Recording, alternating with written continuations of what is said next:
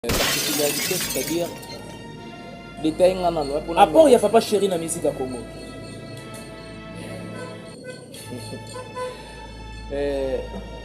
Mabembo. Maman, il est là. Je vais expliquer des détails malembe. Ok. Pour tout se comprendre. À toi qui a 5 critères, c'est à toi de voir. Papa Chéri, aujourd'hui, là, le moment où on est Aza na position oyo ya likolo te ya seti. Mais Aza quand même. Azali. Vous comprenez? Ok, bien. Azali. Neto solano lelo. Se bache omba awa batu ba oyoka babini. Se bache Fait de l'amour batu ba oyoka babini. Soko tie ba Lino Kizaza. Batu ba oyoka babini. Papa Chéri na tso biso elo romoro. Abetara chaque semaine 3-4 concerts. Donc, il a que sa force à Papa Chéri dans la musique à Congo. Aza na force ya kosakana te. Même no forcing. Bref, disque d'or na balle de match. Malobeli yango te. Oyebi na oyebi zelo mo mon frère. Mais loko na ndo isango batu bandaka la. Moni ba nzembo oyo eza na balle de match. Se ba pesa yango ba fali. Ba pesa yango ba pere. Wana va ko disque d'or ya. Na ndo sa batu. Nde bango ba ko booster ngo, nde ba ko linga bato ba sentir bango ba nzembo wana ba ko zota ba single d'or, ba disque d'or, ata ba 50. Mais Gossi Kambala, quel est cet artiste? Il a dégagé de l'énergie, de la force. Je dirais que élément tout nécessaire dans le studio. Maintenant, n'est-ce pas que Ozana Posa quand même est accroché, fan naie puis les amoureux de la bonne musique. Maintenant lobi na yo surtout tous s'abonner na podcast reality champion Niga. Mramba bien, ba histoire a bien, ba émission a bien, ba faire a bien. Aso Ferrari mtapesa cette information pour nous. Ndenge kaka tolo baka biso tous s'abonner podcast reality champion Niga. Abonnez-vous massivement na podcast reality champion Niga. Ouais, tous s'abonner on a pena na podcast reality champion Nega. On a ndesika bokozwa ba information nyonso ya quartier latin, ba vidéo, ba concert au bolinga kandeti lobby le 22. On a concert na Luanda. Bo s'abonner kaka na podcast reality champion Nega bokozwa ba information nyonso za vingtaine beta. Ici c'est za vingtaine basse, les bassistes de Kofi Olomide quartier latin international. De Grand Mopao avec mon ami La Montagne. Animateur digital. Abonnez-vous massivement à Bandeli bien. Na podcast reality champion Nega. Et Okani. Mama talango ngezo beta. Bien-aimé talango ngeze kokie. Ya l'amour yo laka kingai. Ya bolingo yo prometa kingai. Kolinga te koma ya oseku, kolinga te moto aya koaye. C'est bel et bien Eric 4 Sim, chanteur du groupe Quartier Latin, du Grand Mopao, Dobolo King, la légende, le maître double de mer.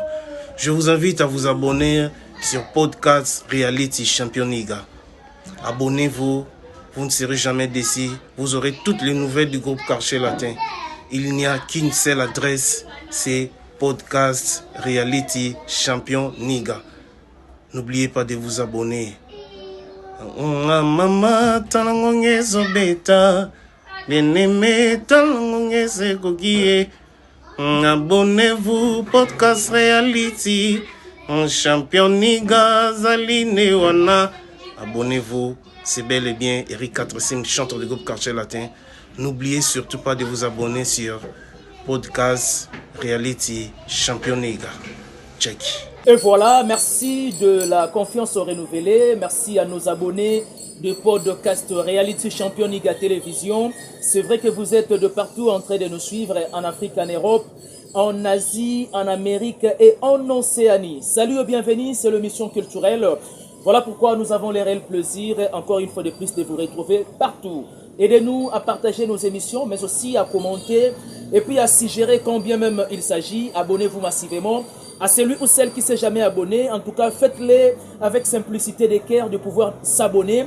Et puis, au ticket Libiso commentaire, c'est la seule motivation que nous attendons de vous. Merci beaucoup à mon PDG, champion Niga depuis Paris. Et merci aussi à la grande dame, Maman Jocelyne Makiadi, la grande dame de la France. Merci na Denzo Denzel, pourquoi pas aussi de dire un grand merci à celui qu'on appelle Papa Simba, 100% métis noir africain, Père Yabatouya Alpha Claudio. Et merci à celui qu'on appelle Mac Makiadi, les monuments vivants grand maître, celui qui a marqué son époque. Merci à Simon Mavembo, le meilleur de Switzerland. Merci à couple social Alphonse Massakuba et Mère Patience Massakuba. Merci également à mon vieux Mikelito Kumbi Mvuiti. Il y a Amour Kitoto. Merci à Mumberto Nsiku, un pauvre qui prend des riches en charge depuis Luxembourg. Et merci à Mère Chantal Eboza. Nous allons parler de la culture musicale dans toutes ses facettes avec cet invité de marque qui n'est pas du tout un visage à vous présenter. Merci à toi JMK, merci à l'assistance à Papa à la guerre et na Coco Yaba Warrior. On est ensemble, il est bel et bien à ma droite l'invité de cette émission culturelle. Il s'agit des Gosses d'Ikambala. À qui je dis bonjour et bon week-end. Ouais, bonjour Ben Mavembo, bonjour na tous les spectateurs tout. Et puis merci l'assistance, il y a Papa Koulou Taba Warrior. Nora famille Coco Ba Warrior, hein? Ouais. Warrior, Papa Koulou tu as famille Libota. Voilà. Oh, yo, puis non. Ah oui. Aïe, bien, bien. Aïe, bien, bien. Voilà. Donc, merci na l'assistance. Santé d'abord, ça va dès l'entrée des jeux? Ouais, ça va. Mais ça va. La salle est fort, le Lunaya, parce que tu as raté mission et au moins trop. Voilà. Ça t'est pas Simba penate, mais les lots n'a pas les lances à la main. Ma fait pour tout solo la Boni, Basango, il y a Canal 1. Non, qui met ça. On a parfois, en tout cas, sinon félicitations. Hein. Tu tiens bon et puis jusqu'aux preuves du contraire, on continue toujours à travailler en âme et conscience. Hein. Ouais, qui met ça, ouais, voilà. Je le mets au moins, c'est très important. La Canal 1 a accompagné la vision. Il y a Madame Belvi Kondi, voilà. Il y a JBP na Papa Chéri, et pourquoi pas na Betarapé ma solo il y a l'actualité la musique na biso, pourquoi pas le cinéma na biso pas Congo. Na Cinéma Congo, du côté art dramatique, il est présent avec Canal 1 aussi, c'est sa propre chaîne YouTube. Et puis du côté musique, la culture musicale, à tirer un coup de pouce beaucoup plus, et pas il y a Papa Chéri JBP. Pourquoi le choix de Papa Chéri? Ouais, mais parce que Papa Chéri a humble. Mais parce que Papa Chéri a Papa Chéri. Oui. Vous savez, la vie, il faut ça un bon choix. Voilà. Parce que la vie, c'est un choix d'abord. Voilà. Pour ça, le choix, il y a bien. Papa Chéri n'a pas dans les polémiques. Mais influence dans les médias, à la raté, tu as le Makambu Oyo Eza. Tu as Koko Sara Makambute. Voilà. Papa Chéri a mis un mort dans Congo. Oyo surtout ça les bilan ya nemo biba muta kotisi ko lega ya zate. Oh, nandeli. Mais Papa Chéri betara chaque semaine na Congo na Kisasa oyo betara concert à $50. $100 chaque week-end. Abetara vendredi, abetara samedi, abetara dimanche. Abetara 4 concerts dans la semaine. Mais ce qui fait mal, il y avait eu déjà la reprise des concerts, mais on ne sent pas la présence de Papa Chéri alors que BCBG Mibengara est une machine à musique. Non, Ben, tout ça va confusion. Papa Chéri, azalaki na vacances. Ah bon? Na ba musicien. Azalaki na vacances, na ba musicien.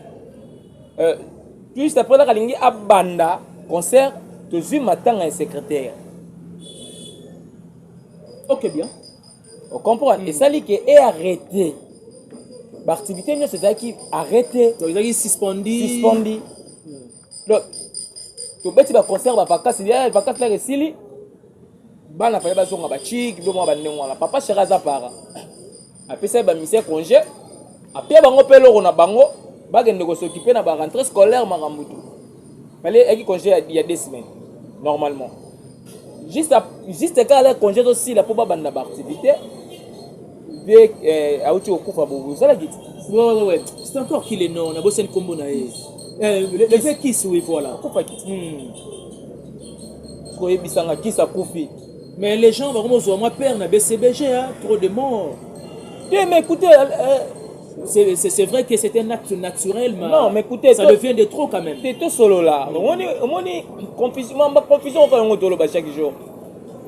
Bekis a la famille naïe. Vous comprenez? OK bien. c'est que mignon aza na famille na ye parce que na moni place okende yaya pe ndenga kufaki wana Zulema aza pe na famille na ye mais seulement kake bango nyonso baza ba mission BCBG makambo nyonso esalami ne au même moment ozo comprendre ben Ok, bien. eza te ke papa chéri na oboma bango biso nyonso monaki biso nyonso yebi ke chef Sega azalaki moto asika ntango deja si baproblème na lokolo ezalaka déjà makambo ebele et arrivé ke ememi na liwa déjà si ezomemi na liwa biso nyonso toyebi ke non Zulema azalaki mpe déjà moto asika azalaki déjà na baproblème ya pota moko ebandaki kokosila te par rapport à basikre wana. Ouais, c'est-à-dire combien même vous avez un problème, il y a sucre, il y a pota. sikoyo papa chéri ekomi problème na ye na ndenge nini ekomi problème ya BCBG na ndenge nini bato wana bazalaka malade secrétaire ye moko abeli trop parce que so nzambe abengi bango ekokoma problème ya papa chéri na kisasa. Mais c'est parce qu'il y a une musique qui est quand même. Il n'y a pas question quand même de manger les piments dans nos bouches. Non, au moins de tout ça, nos émissions, on doit tout la biso. Ben, tu vas émission 90 minutes, 100 minutes, je sais pas. Mais tu vas la biso, tu vas la place sur ton salaire. Et ça va bien blé. Non, tu vas la biso, on va le rappeler. Amoni, quand tu as la bible pour anime. Ah ben ici, attends ton drôle de bien. Mais bon, on va place sur mon robot. Il y a ma beka pour moi là. C'est-à-dire que papa chéri a mutu. Yebisanga il y a combien d'années oyo ba mission na BCBG ba kufaki. Na ba maison mère ba kufaki, na ba place mutu ba kufaki. Pourquoi papa chéri ba zinga ba sala mo indram? Non, mais c'est parce que ça devient de trop. C'est ça maintenant là où disons là où réside la difficulté. Non, yebisayo. Na viva la musica. Ba Alpha Chino ba kufa. Ebele na nouvelle écriture ba kufa. Ya Rolanda na pe. Et puis ba jeune. Et puis ba baki na ba santé na bango total bo ni mateke ya kufa lo. Mais lo ba mande telo ba papa chéri te. Yebisanga no ben papa chéri est-ce que lelo salini na munene oyo yo moni papa chéri atie défi.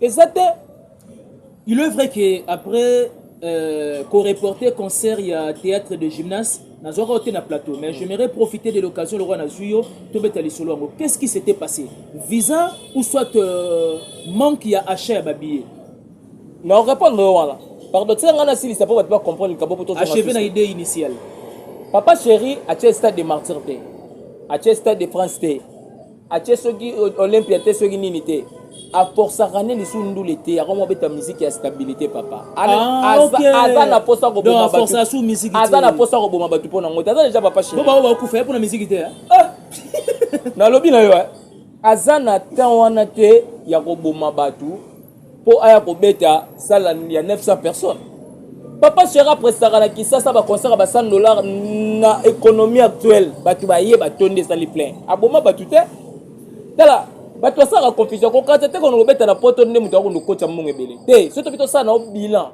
en général ba concert au papa chéri bettra même ba concert privé mais babi ba concert na ye ayebi ba tête nyons tu ba ya ba concert ce sont de même visage o ba ya ba concert na lobi na yo ba na potanga kombo ya mort na mort ba na de inti na yo ce sont des meilleurs fans ba fans na BCBG ça dit des fans fidèles na BCBG na ebisio ben isa évident que mutu alingaka yo yeba kombo na eza mabete so eza chaque jour ngande na talaka yo mpona alingaka yo babezani ok bien yo oyebisanga ke bato batalaka Bellevue Kondi yayebi bango te ce sont des mêmes fans nde toyosola no ben mavembo bato babengako na téléphone na nde basepelaka na émission non ce sont des mêmes personnes. Ah, je profite de l'occasion de dire un grand merci à celui qu'on appelle Ronnie Mikeli depuis Afrique du Sud. On est ensemble. Parce que bateau ba yo kotala papa chéri za bateau ba lingaka ye.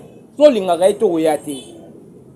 Siko le boli bomona na soki nani comment koda mboga yaka. So de likamba ya yaka. Soki entela yaka. Parce que ça papa chéri. Siko photo luka so nani. Ce que je retiens de toi actuellement, papa chéri, à force à sous musique. Tu es renforcé pourquoi? Parce que mais il est encore vivant. Pourquoi? Pour vous faire voir qu'il n'a pas besoin de Batu pour atondisa bastade. Non, Non, mais bien avant Banda au Salango quand même. non, non, écoutez. Mais on dit que c'est comme si le était bien avant Banda au Salango. Na lobi na obwe pourquoi? Parce que nga kala koma na idée na yo. Na idée batu msude bakantaka ke miziki po simba foka olia.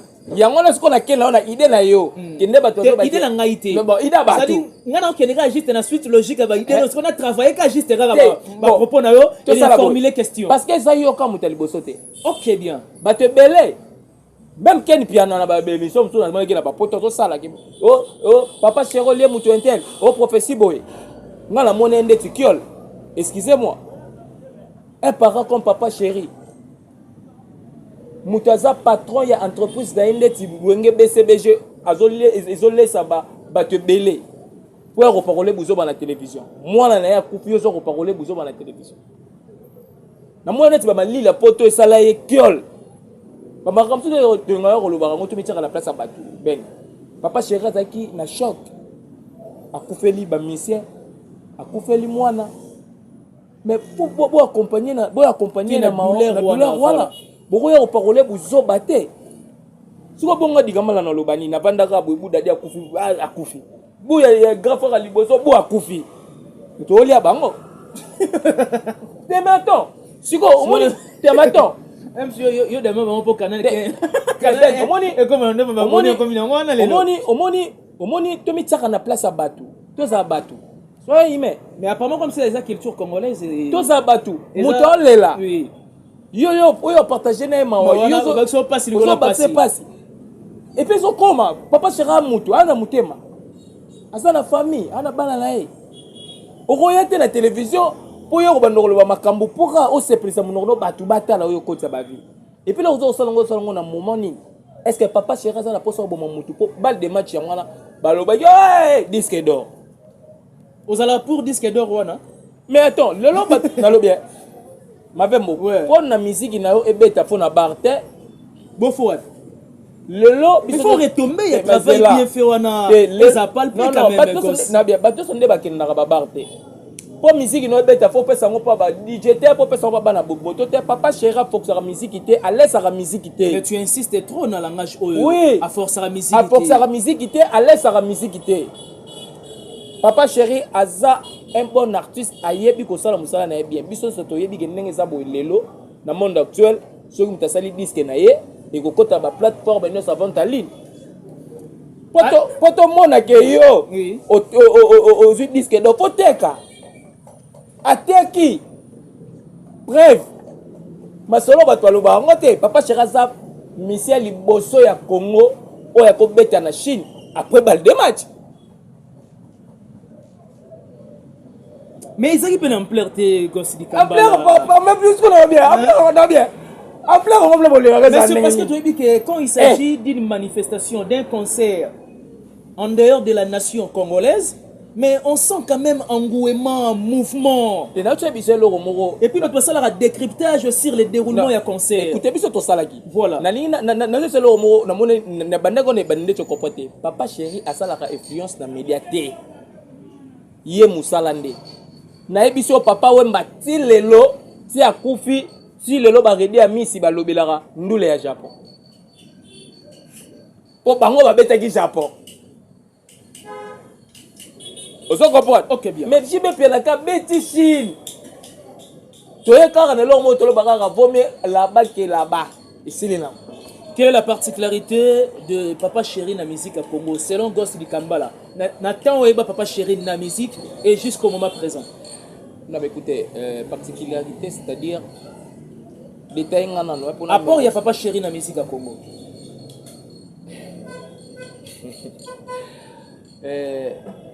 Mavembo. Na mo lié N'engine expliquer yo, n'engine détailler ngo malembe. OK. Pour tout se comprendre. À toi qui a 5 critères, c'est à toi de voir. Papa chéri, aujourd'hui là, dans le moment où on est, Aza na position oyo ya likolote ya seti. Mais Aza quand même. Azali. Vous comprenez? OK bien. Azali. Neto solano lelo. Ce bache omba awa batu ba yoka babini. Ce bache fait de l'amour batu ba yoka babini. Soto tie ba lino kizaza abatu ba yoka babini. Papa chéri na cho biso elo romoro. abetaka chaque semaine 3-4 concerts. Donc il a que sa force à papa chéri na musique à Congo. Aza na force ya kosakana te. Même no forcing. Bref, disque d'or na balle de match. Malobeli yango te. Oyebi na oyebi zelo moi mon frère. Mais loko na ndo isango batu bandaka la. Moni ba nzembo oyo eza na balle de match. So ba pesa yango ba fali. Ba pesa yango ba faire. Wana va ko disque d'or ya. Na ndo sa batu. Nde bango ba ko booster ngo, nde ba ko pulinga batu ba sentir bango ba nzembo wana ba ko zota ba single d'or, ba disque d'or, ata ba 50. Mais Gossi Kambala, quel est cet artiste? Il a dégagé de l'énergie, de la force. Je dirais que élément tout nécessaire na studio. Maintenant on dit Miseloko, n'est-ce pas que Ozana pour ça quand même est accroché fan naie puis les amoureux de la bonne musique. Mais na lobi na yo abeta faut de la promotion. Non, écoutez. Mais papa chéri pour balle de match, et ça na producteur. Producteur, ça veut dire là producteur yombo ya promotion yemoko. Mais ils ont produit na ye. Ils ont produit na ye papa chéri roule sa musique. Bravo Monique balle de match qui na volume 3. Mais 10 secondes to solo na yo awa. Et bimate pourquoi? Parce que producteur a solo linenge oyo ba solo la quitté. Donc il n'y a pas eu de protocole d'accord. Si, parce que si on a un clip, on va faire la même liboso. Et si on va continuer, on va retirer yango. YouTube va retirer yango. Parce que le producteur a déclaré qu'il meilleur ça va clipter. Il fallait pas vendre d'abord sur la déjà mbongo. Papa chéri, abandonne ko sala ba clip, ba misia ba sala ba clip bango parce que ndoko mona ki biso to ko sala te parce que yé ndaza mukolo produit. Mais après ba moni kete ezo boma biso nde parce que ba misia ba la banze. Et so bomande biso bavandi basololi misa so asali clip na ye bake bapesi producteur a visionné c'est bon à côté ici. Je tiens à vous rappeler que c'est Gosse Dikambala, c'est l'invité de cette émission culturelle. On a assez parlé de Papa Chéri, surtout au début. Une date déjà, c'est calé pour le 29 novembre 2025, l'année qui est en cours, pour le Papa Chéri. Ils sont à Paris, hein? Bonne date, non? Ouais, date c'est Zali. Mais belle formation à date on a trompé sango. Tout le monde est déjà affiché bima. Affiche ça problème té. Affiche ça problème té. Date on a trompé sango. Calmement l'air de mon Roger directeur Roger. OK. A oloba na télévision. Bien officialisé yango. Mon a biso petoya. Pour le bilan, il n'y a pas de souci. Mais ça... programme est belé. Mais pourquoi déjà cette affiche? Parce que ça communique déjà quelque chose apparemment. Mais l'administration Papa Chéri a déjà fort.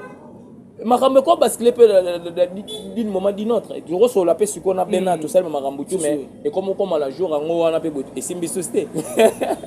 Et on le battait que ceux qui sont liés au côté de restaurant au temps limité. C'est ça. Donc c'est-à-dire que Papa Chéri va bon c'est marambo tout mais on attend. On attend ceux qui ma caméra c'est comme conclu. Au moment la directeur on les kaoluba. Au moment la petite toyette on le. Gasti Kambala tu es pour le projet de double stade de Martyr de Ferregola. Double stade Ferregola. Makiona, Matalana, ou soit pour étouffer l'annonce, ou soit le stade de France de Fali. Pourquoi musique il y a combien qui est d'accord à Bongo? Bon, tout ça voilà. Normalement Fali a obéta stade de France. Stade de France voilà. Stade de France ils a drapeau à RDC. Né mouté flot. N'enga mabété voilà. Alors pour nanga. Faire alngazel. Boche moi la maïpoa. Mais faire à son agenda, fallu aussi à son agenda. L'agenda on a l'air kakaï. Fallait chercher d'être stade.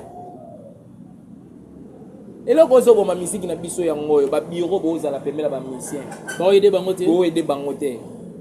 Notamment faire ici na kati ba aider. Bango nyonso bazo aider. Vous savez na Parc des Princes. Biso tout le monde a raé pembeni terre. Mais concert wana ya koyemba. Pour nous soutenir. Il y avait combien de musiciens qui soutenir? Il s'appelle ouais, un seul doigt et vous l'avez figure mobilisé. Pourquoi vous avez un stade là? Pourquoi pas Zelaki?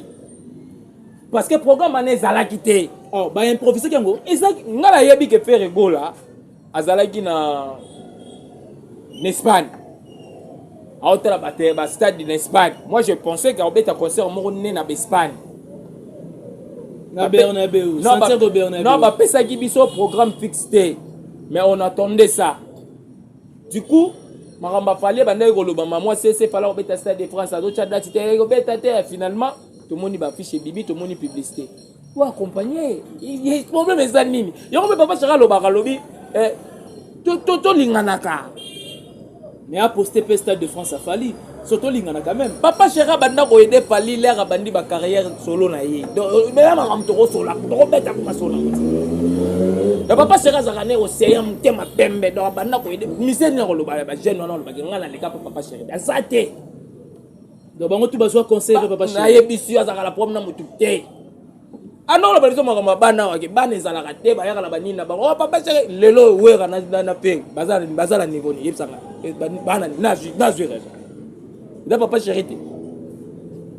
Mais ça dit que hier alingaka ta papa chéri ba atubanga même ko tanga kombo ya baleki na bango o ba osala succès lelo poka ka so atangi ben atangi intellectuel ko sepela a préférer tanga komba wera kombo ya soki vena ngai ya ba 4x4 wala ka po baba masali ba tata bana bi testo posto na bosani ko tanga ta Blaise Boula et créer problème te po za masala nga po ayebi ke po za ka mwana ma ya bosene so na bosani komba wera amasala nga omona kake ya masa abosani na ye po bakambo eleki mlela mutu mais so banga kotanga Fali abanga kotanga Fere po so atangi Fere atangi Fali te moni yega Fere so atangi Fere atangi Fali atangi Fere te ko biso la gisasa to lingini ba futilité makamba pamba we o créer ngo ba polémique à la con ya buzoba ezobo ma musique notre biso la bino Fere il fallait non pourquoi double stade.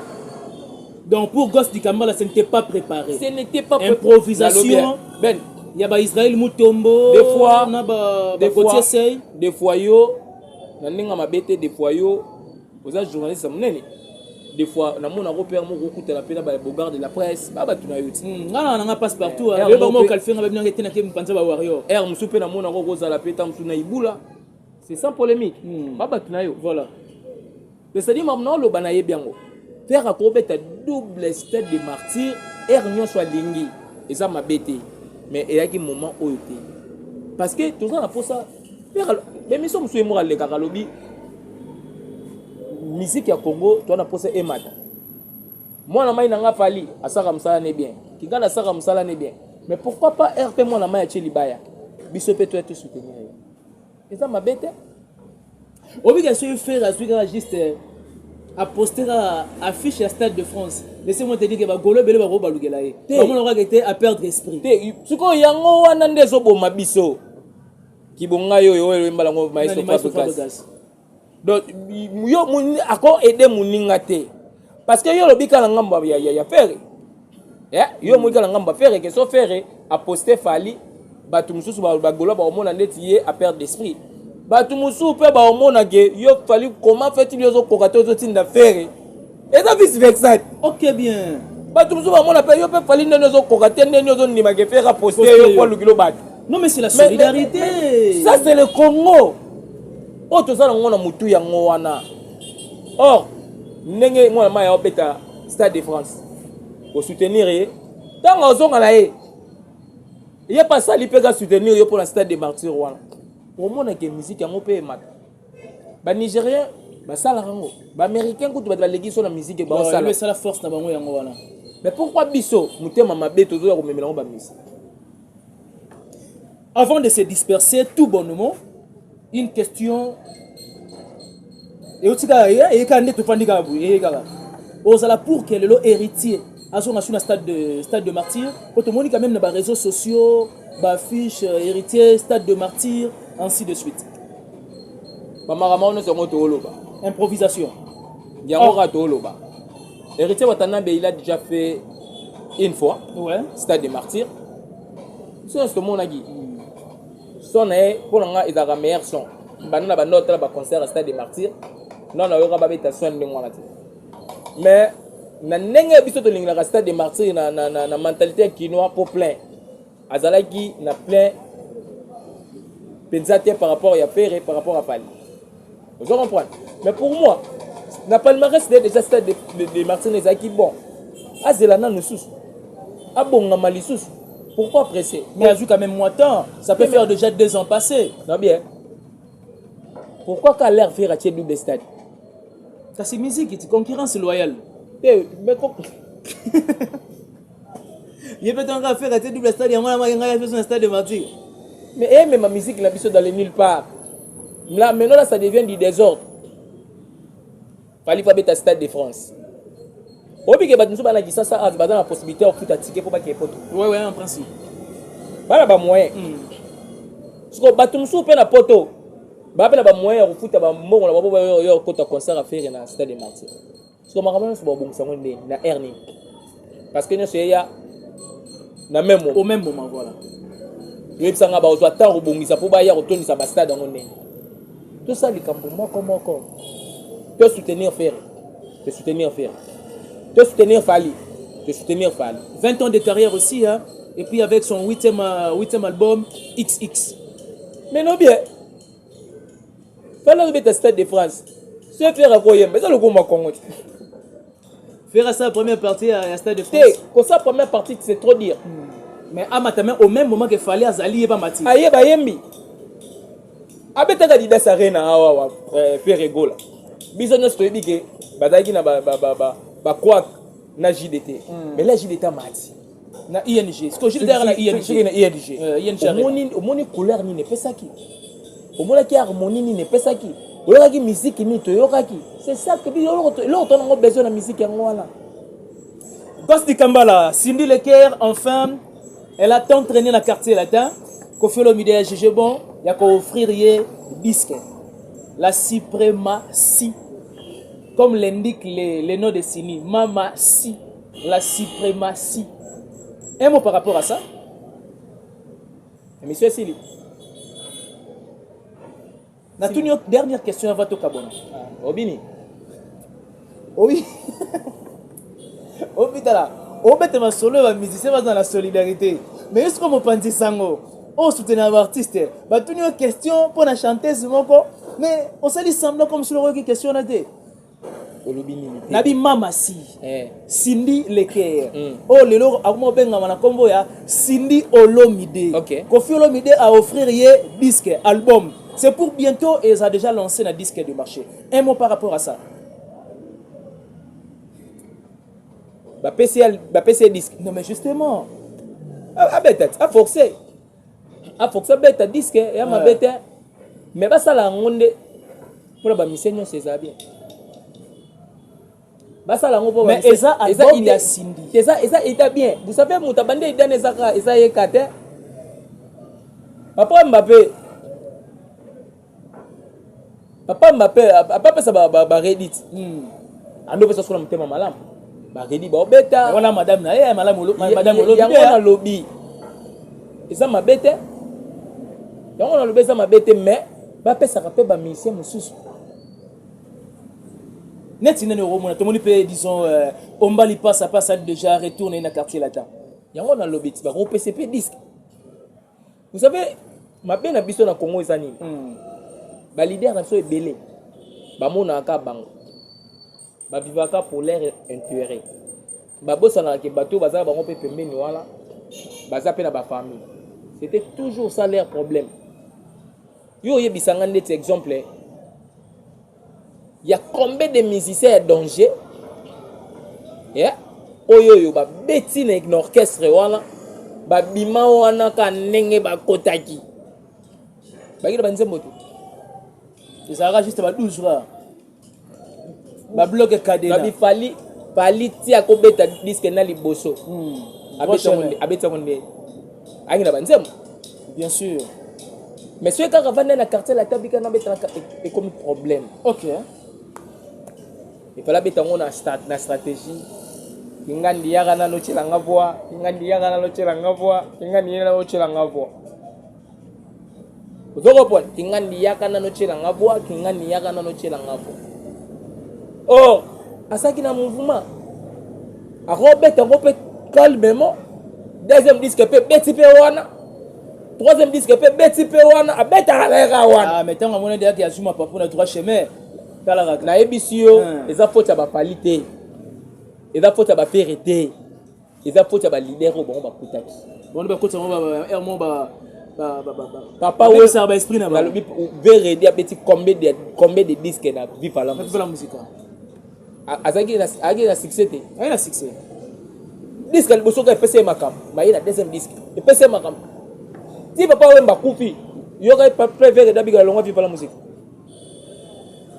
donc va servir de leçon na mambo et c'est passé na Viva la musique hein? Voilà bazala mitema malamu bopesaka kaka te mpo eza mwana na nga mpo eza leki na nga soit baza bolingo na ngai non bopesa bamusicien bato bayebi koyemba bayebi kosala mosala na bango pesa ye mpe asala œuvre na ye. Mais tu confirmes Cindy c'est une grande chanteuse de notre pays et puis de l'Afrique centrale aussi également. Cindy Leker nayembaka na ye bien mais grand c'est une autre chose. Wando c'est réservé te mais grand c'est le tobi Cindy grand bon maman mbila belle to chewa kasi Cindy olanda bon na sima te mais sikoyo na lobi te aza bon être grand c'est différent aza bon aosala ayembaka bien aosala moto ana ye bien kozala grand ekomi makambo mosusu donc na confirmé te na mboko nayebi sur disque ya liboso Cindy obete yango wana voilà maman mbila belle aza combien de disques oyo oyo akompare moto azolinga beta disque esika otie na leran ya bagrande ndenge mingi boso disque esimbi te azalaka gra. C'était bel et bien gosse du Kambala. Nous sommes pratiquement à la fin de cette interaction. Batubaroui ko retenir nini na passage na yo na podcast reality champion Niga télévision. Ouais, bah tu vas retenir que c'est pour bientôt là papa chéri avec BCBG Bozana Brazzaville. OK. Bozana Brazzaville. C'est pour bientôt à Rosalapé na Lubumbashi. On a deux concerts, on les a confirmés. Il y a Brazzaville, il Lubumbashi et Europe. Toujours là confirmation. Il m'a ramené vraiment administration et administratif et Sili, je voulais dire. Il est au courrier Bissabango, donc voilà. Faire égaux la double stade, Batuba Kende, parce que Adam Sambo en abisso.